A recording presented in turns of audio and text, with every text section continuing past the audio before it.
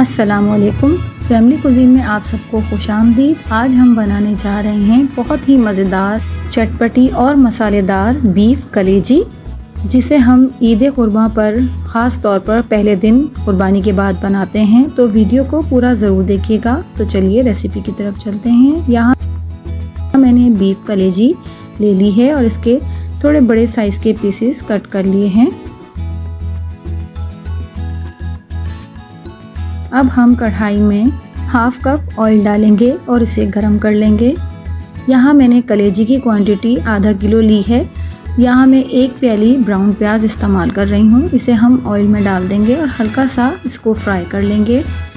2 tablespoon भरकर हम इसमें लहसुन अदरक का पेस्ट डालेंगे और इसे अच्छे से फ्राई कर लेंगे। मसाला जलने ना पाए तो थोड़ा सा हम इसमें पानी डालेंगे। अब हम इसमें 2 अदद बड़े साइज़ के कटे हुए टमाटरों को इसमें डाल देंगे। छिलका उतारकर मैं इसमें टमाटरों को डाल रही हूँ। आप जैसे दिल चाहे डाल सकते हैं। अब हम इसे इसके साथ फ्राई करेंगे। यहाँ मैंने 1 क्यूब हरी मिर्चों का पेस्ट लिया है, तकरीबन 1 टेबलस्पून जितना।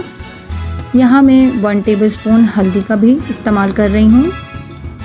हाफ टी स्पून हम इसमें कुटी हुई मिर्चें डालेंगे और 1 प्याली हम इसमें दही का शामिल कर देंगे और मसाले को अच्छी तरह से हम भून लेंगे। मसाले को अच्छे से भून लेना है ताकि दही और टमाटर यकजान हो जाएं। अब हम इसमें अपनी धुली हुई कलेजी को शामिल कर देंगे। ध्यान रहे हमने इसमें नमक अभी नहीं डाला है। नमक हम इसका आखिर में डालेंगे, वरना ये कलेजी को सख्त कर देता है। तो कलेजी को बहुत ही अच्छे से हम मसाले में भून लेंगे। अब मैं इसे 15 मिनट तक ढककर लो फ्लेम पर पका लूँगी। यहाँ हमारे 15 मिनट कंप्लीट हो गए हैं। अब हम ढक्कन हटाकर इसे देखेंगे। तो देखिए ये हमारी कलेजी बहुत ही धीमी आंच पर पक रही है और इसने ऑयल भी अपना रिड्यूस कर दिया है। अब हम इसकी फ्लेम को थोड़ा सा हाई कर देंगे और इसे अच्छे से भून लेंगे।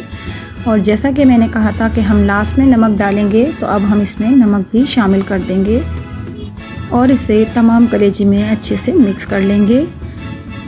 नमक डालने के बाद अब हम इसमें 2 टेबलस्पून भरकर मेथी का भी शामिल कर देंगे और स्पून की मदद से इसे भी हम मिक्स कर लेंगे। मेथी डालने के बाद इसकी बहुत ही शानदार सी खुशबू हमें आने लगी है। तो 3 से 4 मिनट तक हम इसे मज़ीद पकाएंगे ताकि मेथी का अच्छा सा टेस्ट इसमें आ जाए। अब हम इसे चेक करेंगे। तो देखिए बहुत ही सॉफ्टली ये तैयार हो चुकी है और ये गल गई है।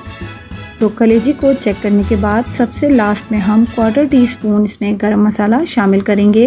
तो अगर आपने मेरे चैनल को सब्सक्राइब नहीं किया है तो उसे सब्सक्राइब कर लीजिए। पास में लगे बेल आइकन को भी ज़रूर दबा दीजिए। इससे मेरी वीडियोस की नोटिफिकेशंस आपको सबसे पहले फ्री में देखने मिलेंगे।